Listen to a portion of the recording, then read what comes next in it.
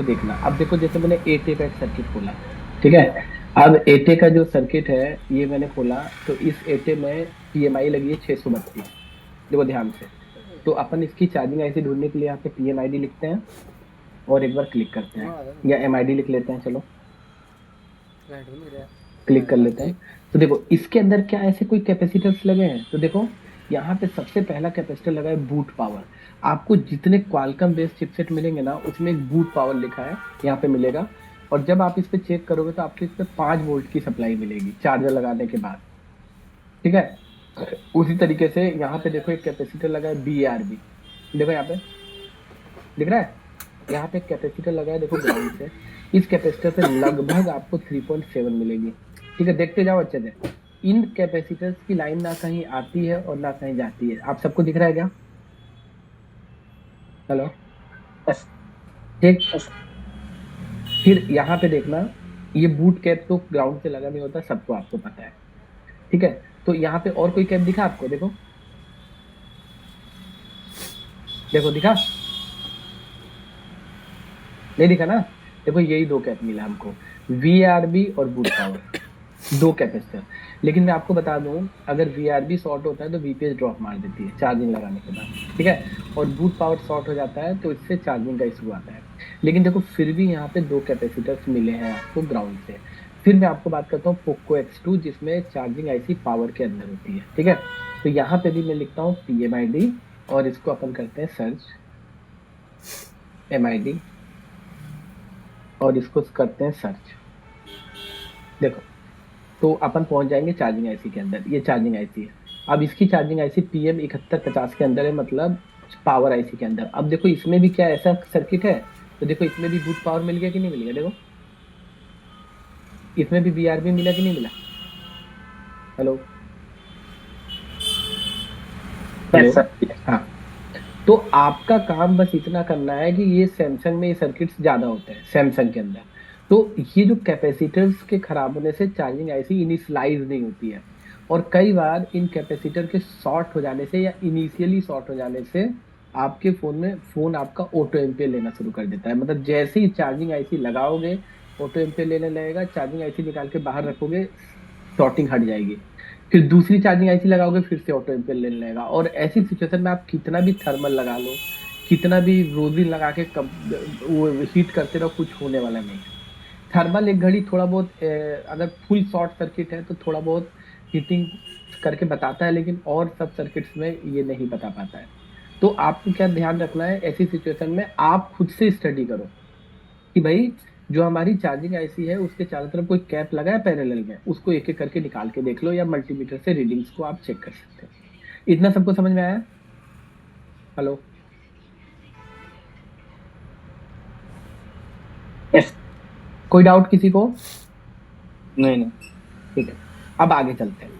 अब मान लो हमने चेक किया भाई बैटरी कनेक्टर के पॉजिटिव पे शॉर्टिंग ठीक है, हमारी BPH लाइन में शॉर्ट सर्किट है। BPH यानी आगे की लाइन में, आगे की लाइन मतलब समझ लो कि यहाँ पे क्वाइल के बाद है। तो इसका मतलब है कि यहाँ की रीडिंग मिस हो जाएगी, ठीक है। यहाँ पे अगर शॉर्ट सर्किट है तो ऐसी सिचुएशन में इस कॉइल को उठा लेना है आपको।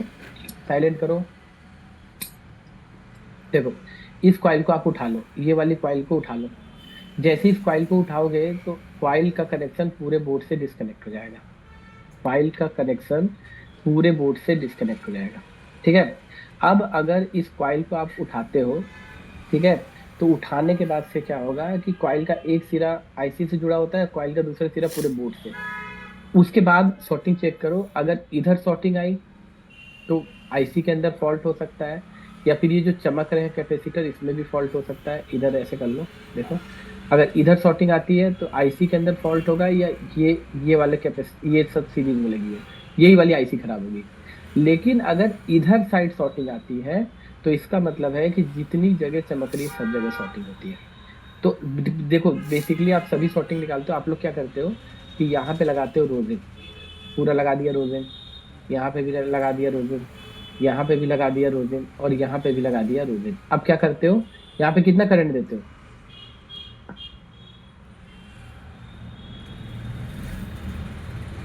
Hello,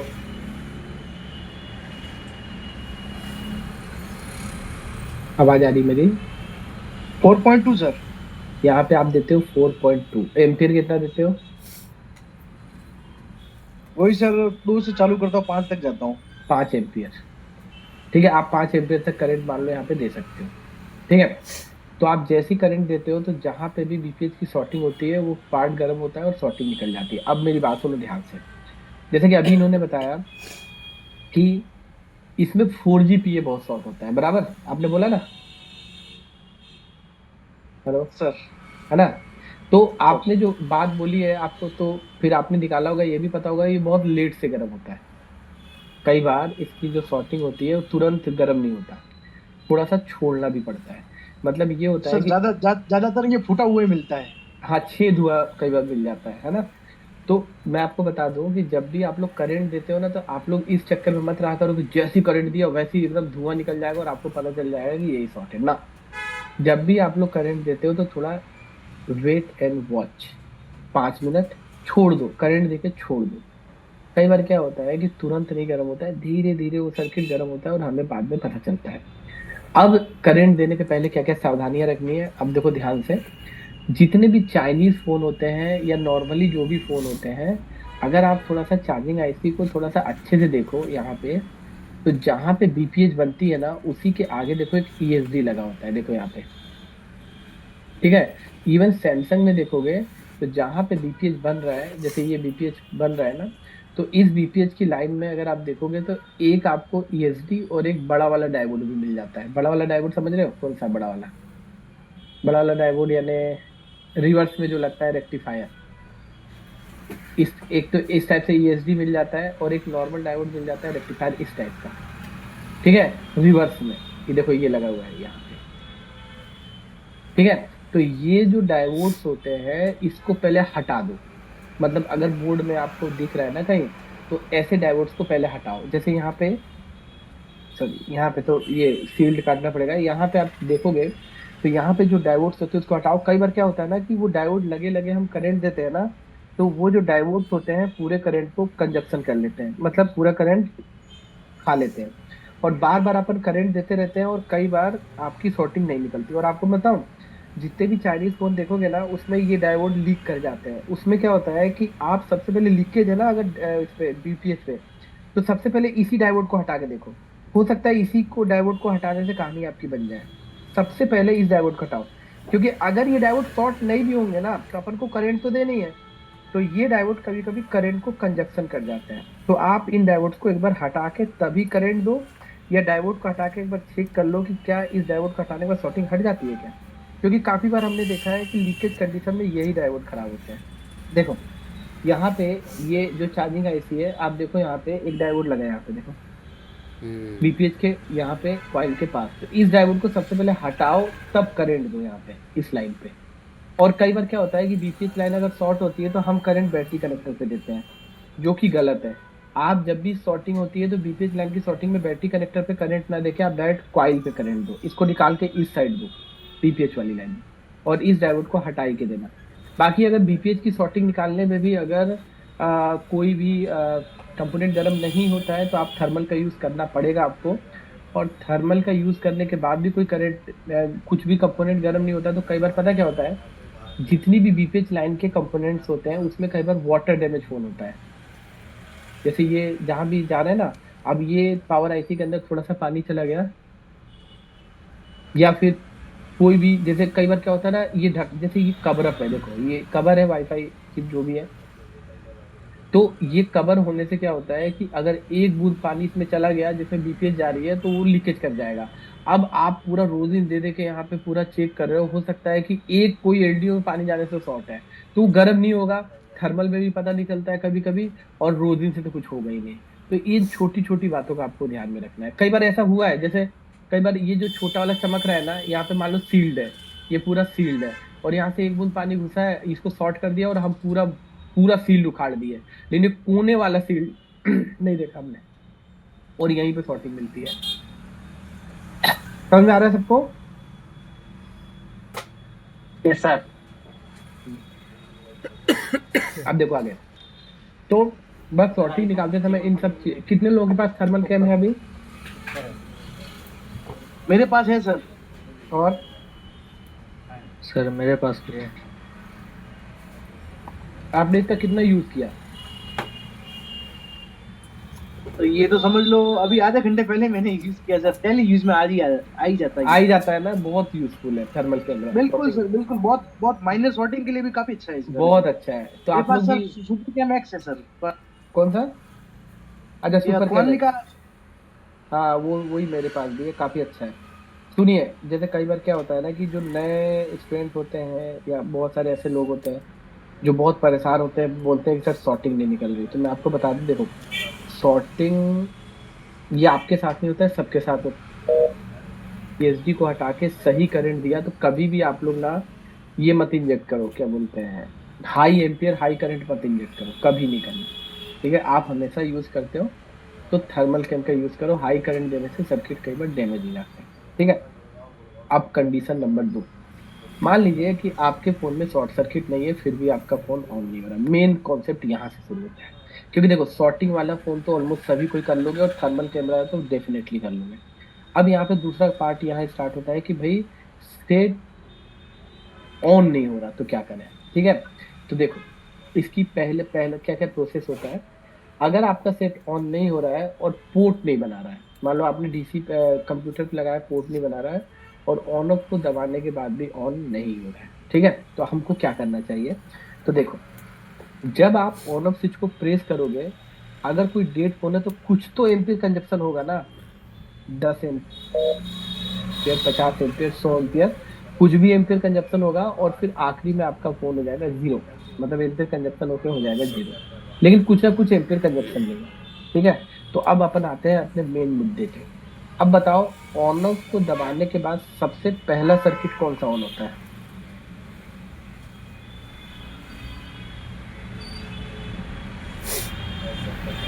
hello. सर बक बक वोल्टेज बनते हैं, बक के सबसे बाद में एलडीओ। हाँ, सबसे पहले बक बनता है, फिर एलडीओ बनता है, बराबर है ना? तो यहाँ पे देखो, हाँ जी, हाँ जी। यहाँ पे देखो, अब एक पहले बेसिक देखो, फिर मैं आपको बड़े सर्किट की तरफ ले चलूंगा, पहले छोटा सर्किट समझो। देखो यहाँ पे ये आपका है PM8937 का वीरेक सेक्शन है।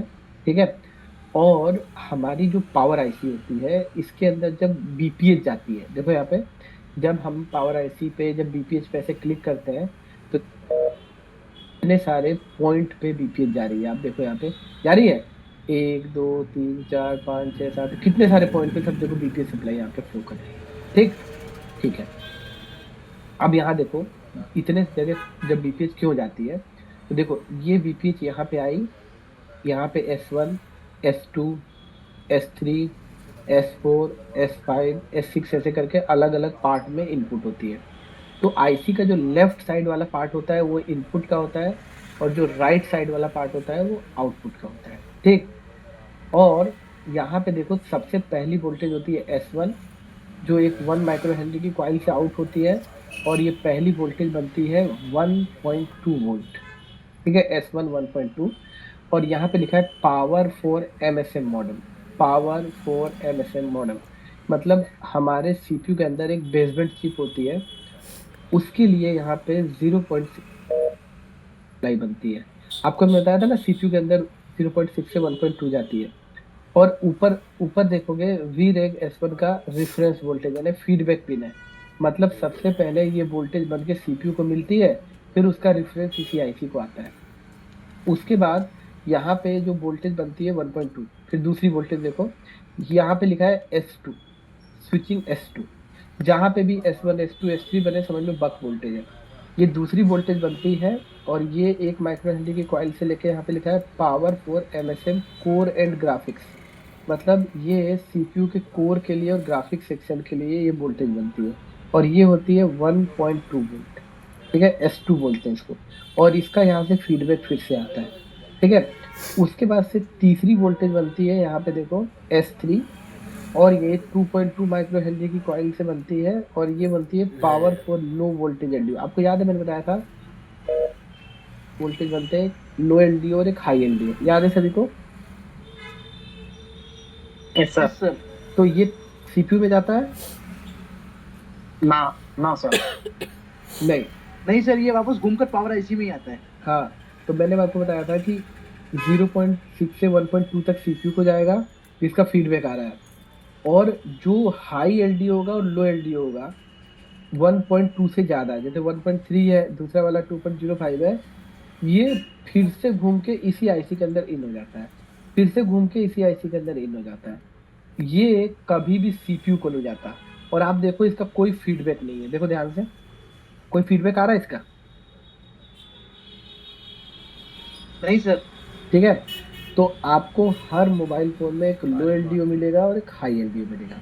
अब आगे चलते हैं, यहाँ पे आते हैं। अब यहाँ पे देखो ध्यान से, यहाँ पे लिखा है, ठीक है, तो यहाँ पे कॉइल लगी 0.47 माइक्रो हेनरी, 0.47 माइक्रो हेनरी, और ये दोनों कॉइल ऐसे करके मिल के और यहाँ से आउटपुट निकलती है। इस आउटपुट का बोलते हैं S5 और S6। क्या बोलते हैं? S5 और S6। और ये बोलती है पावर फॉर एपीसी। एपीसी का मतलब एप्लीकेशन सर। एप्लीकेशन। हाँ, मॉडेम का जो सर एप्लीकेशन वाली कोर है सर, उसको जाते हैं ये एप्लीकेशन कोर की सप्लाई होती है, ठीक है। और यहाँ पे दो कॉइल क्यों लगाई है? देखो दो कॉइल को एक में जोड़ दिया है, देखो,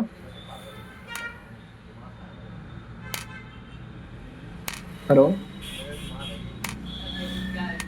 दो कॉइल को एक में इसीलिए जोड़ दिया है क्योंकि ये जो दोनों कॉइल जब कहीं पे हाई एम्पियर का करंट प्रोड्यूस करना होता है तो दो कॉइल को अटैच करके जो आउटपुट निकलेगा ये हाई एम्पियर का निकलेगा।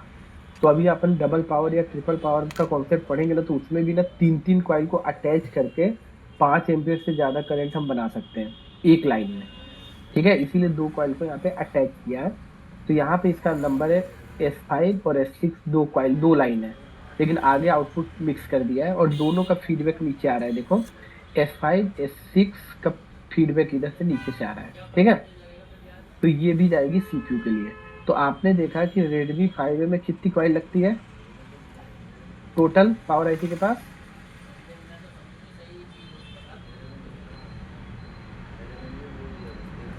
पाँच सर।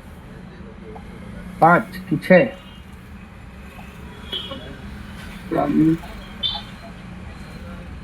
ये देखो, पहले की बात करें छोटे से मॉडल की, तो उसके अंदर जो पावर आईसी होती है उसके चारों तरफ 6 कॉइल लगती है, देखो ना, ये देखो 6 कॉइल लगी है।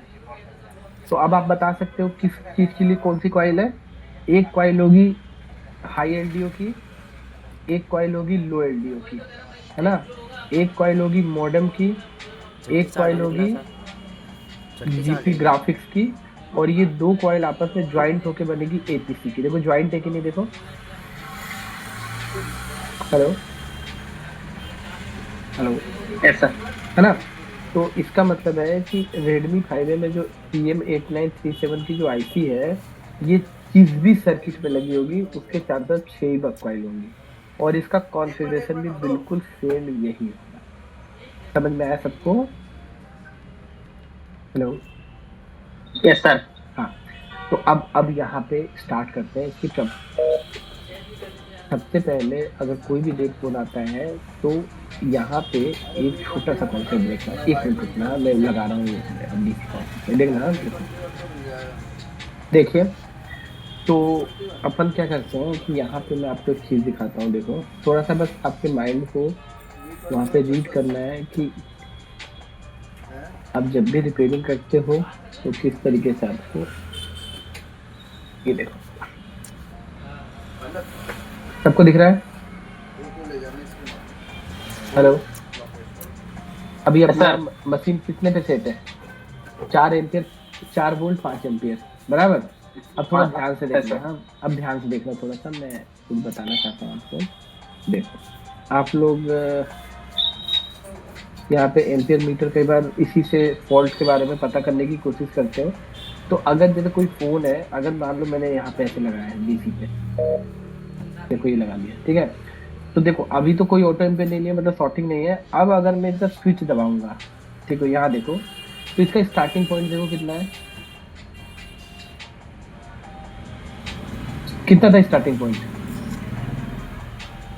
हेलो, इसका स्टार्टिंग पॉइंट कितना था? 50 से 50 से 50 से, है ना। फिर से देखो, ये यहाँ पे गए, ठीक है, और यहाँ पे अपन गए, और यहाँ पे देखो, देखे 100 के अंदर था, 25 से ठीक है, और उसके बाद से देखो 200 तक गया, फिर 300 तक गया, 400 पे गया, 500 पे गया। 3000 की एमएच की बैटरी होती है ना, तो इसका एम्पियर कंजप्शन अगर 1000 तक चला जाता है तो आपका सेट ये बूट कर गया, और उसके बाद बैक आ जाता है तो बूट कर जाता है सेट। जब 700 तक गया, 800 तक चला गया, ये बूट कर गया आपका फोन। तो अपन बिना एलसीडी के भी, जैसे आप सभी पता करते होता है, तो अपन समझ जाते हैं कि आपका फोन ऑन आ गया, ठीक है। अब इसका इसका लॉजिक पहले समझो कि क्या होता है, ठीक है। देखो,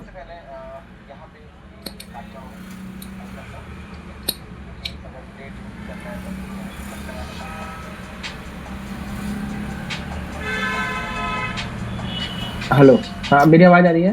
हेलो, हेलो, हाँ सर। हाँ सॉरी, ये म्यूट हो गया था, पता नहीं कैसे म्यूट हो गया था। मैं बोल रहा था जब से, आपको तब से आवाज आ रही थी क्या? यस सर, आवाज तो सर आ रही है आपकी।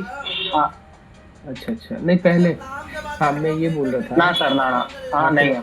हाँ मैं ये बोल रहा था ना कि जब भी हम किसी फोन को ऑन करते हैं तो उसकी जो बूटिंग लाइन होती है वो 100 के अंदर होनी चाहिए, ठीक है। मतलब पहली बार जब स्विच को अपन दबाते हैं ना, तो 100 के अंदर बूटिंग होनी चाहिए, ठीक है, ठीक है।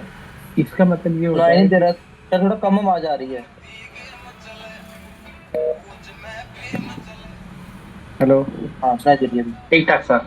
हाँ मैं बोल रहा हूँ कि जब भी कोई फोन अपन ऑन करते हैं ना, तो उसका जो बूटिंग स्टार्टिंग टाइम होना चाहिए वो 100 मिली एम्प के अंदर से होना चाहिए, ठीक है। अब जैसे कोई फोन को आपने ऑन ऑफ को दबाया, वो 300 से स्टार्ट हो रहा है, ये नॉर्मल है, ठीक है। देखो एक बार और देखो, जैसे मैंने ये लगाया, ये लगाया, ठीक है, और जैसे ही मैं ऑन ऑफ को दबा रहा हूँ ना, देखो बूटिंग स्टार्टिंग क्या है, 100 के अंदर से था, 95 के अंदर से था, है ना। देखो फिर से, देखो फिर से देखो, ये 40 से था। तो जब भी अपन कोई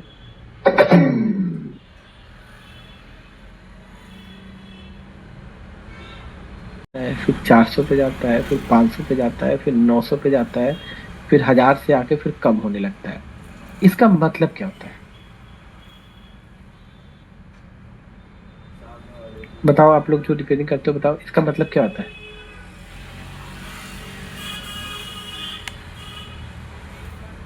तो जैसे जैसे फोन पावर बूटअप होगा और उसका एम्पियर कंज्यूमेशन बढ़ेगा, जैसे जैसे उसके हम्म, एप्लीकेशन है, जैसे ये ग्राफिक सेक्शन वगैरह, ऑडियो सेक्शन, जैसे जैसे सेक्शन काम करने लगेगा, उसके हिसाब से पावर कंज्यूमेशन बढ़ेगा, उसके हिसाब से एम्पियर कंज्यूमेशन भी बढ़ेगा। बिल्कुल। इनके कहने का मतलब यह है कि जैसे जैसे आपका फोन में वोल्टेजेस प्रोड्यूस होते जाएंगे, पहले पहली बग बनेगी, फिर दूसरी बग, फिर चौथी बनेगी, जैसे जैसे लोड बढ़ता जाएगा, वैसे वैसे एम्पियर कंजप्शन भी क्या होगा, बढ़ता चला जाएगा, ठीक है। अब मेरे को एक बात बताओ, मान लो कि तुम्हारे फोन को आपने ऑन किया, ऑन करने पे 10-20 मिली एम्प लेके बैक हो गया, तो आप क्या सोचोगे?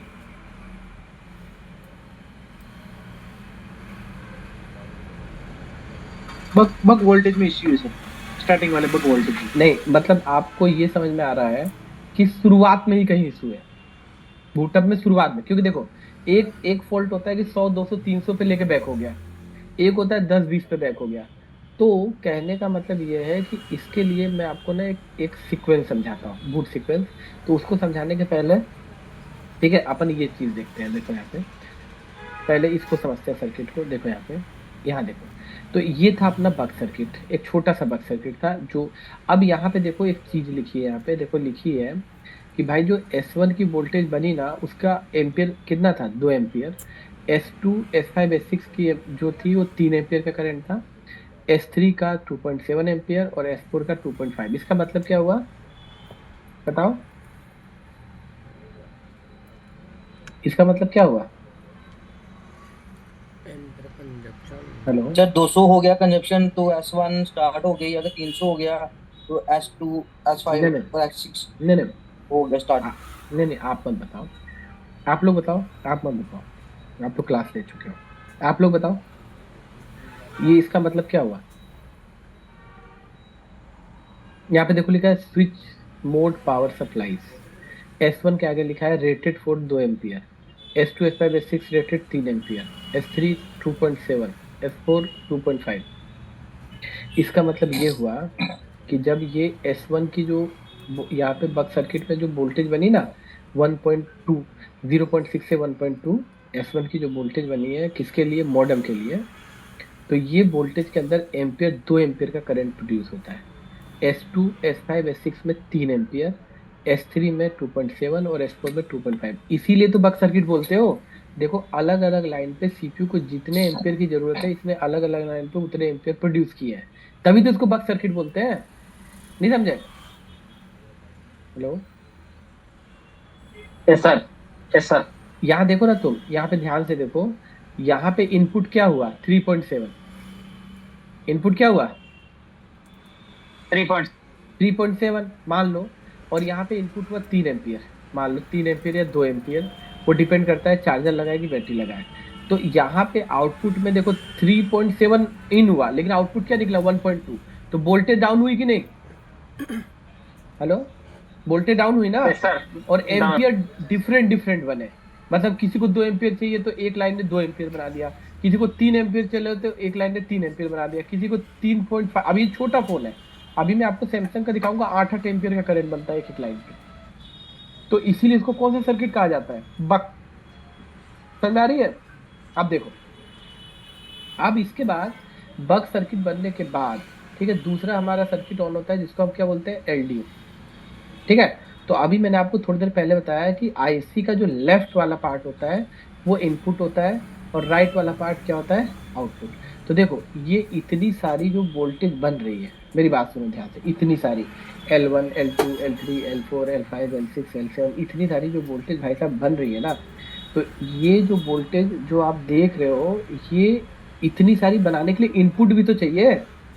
मान लो यहाँ पे 1.0 1.2 ऐसे बन रही है, तो इसकी इनपुट भी अलग अलग होती है। देखो ये इनपुट है, तो सबसे पहले यहाँ पे लिखा है VREG S3 1.3। आपको याद है कौन सी वोल्टेज है? हेलो हेलो,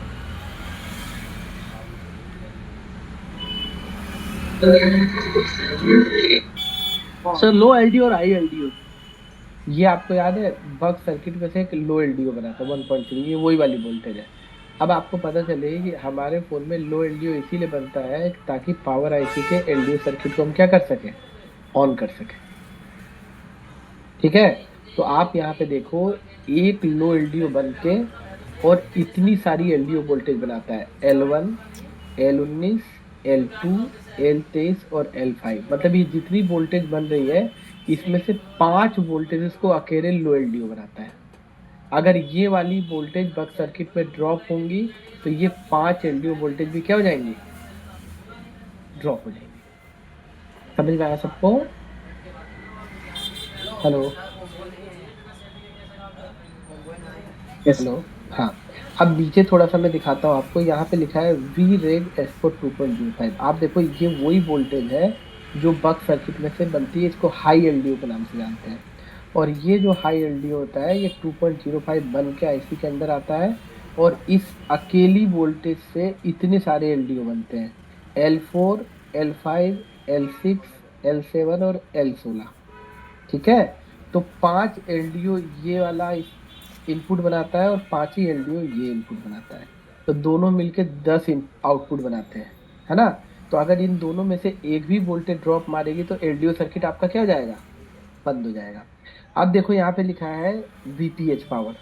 देखो तो यहाँ पे जो बीपीएच पावर लिखा है ये 1 2 3 4 5, ये भी 5 वोल्टेज बनाती है। और यहाँ पे नीचे और भी बना रही है 1 2 3 4 5 6 5 11 वोल्टेज से प्रोड्यूस करती है एक बीपीएच पावर से। और नीचे 2 वोल्टेज और आती है, तो उसमें से बीपीएच एनएफ लिख दिया, नहीं आती, इसी से एक और वोल्टेज बनती है L20 और L21। मतलब ये हुआ कि इतनी सारी वोल्टेज बनाने के लिए 3 वोल्टेज का इनपुट होता है। कौन कौन सी? हाई एलडीओ, लो एलडीओ और वीपीएच। समझ में आया सबको? इसको याद रखना, Yes, sir. Double power IC जब पढ़ेंगे ना तो इसका बहुत बड़ा रोल है, उसमें आपको ये याद आएगा। ठीक है, तो मतलब ये हुआ कि एलडीओ वोल्टेज बक ऑन होगा उसके बाद ही एलडीओ बनेगा। क्यों? जब बक ऑन होगा 2.05 1.3 बनेगा, उसके बाद ही को क्या ऑन होगा? एलडीओ। ठीक, अब देखो यहाँ पे ध्यान से, पहला एलडीओ बनता है नेटवर्क आईसी के लिए, दूसरा एलडीओ बनता है रैम के लिए, तीसरा मिसलिनियस होता है, ये भी बहुत जरूरी है सीपीयू के लिए, चौथा नेटवर्क आईसी के लिए, पांचवा वीआईओ होता है जो पूरे बोर्ड में डिस्ट्रीब्यूट होता है, जैसे वोल्टेज डिवाइडर का इनपुट हो गया, आपका I2C प्रोटोकॉल का पुल अप हो गया। L6 भी इम्पोर्टेंट है, L7 एनालॉग होता है, ये भी इम्पोर्टेंट है, L8 2.9 EMMC का ये भी जरूरी है, ये जरूरी नहीं है। फिर सेंसर का 2.8 ये भी जरूरी है, माइक्रो एसडी का ये भी जरूरी है, MSN CPU के लिए ये भी जरूरी है, USB एंड ऑडियो ये एकदम जरूरी है।